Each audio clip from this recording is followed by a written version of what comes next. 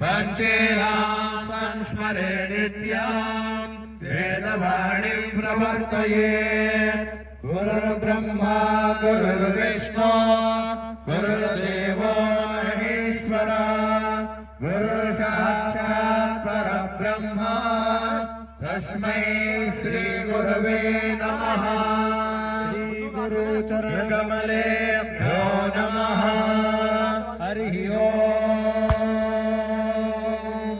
गणानां त्वा गणपतिं हवामहे कविं कवीनामुपमश्रवस्तमाम्।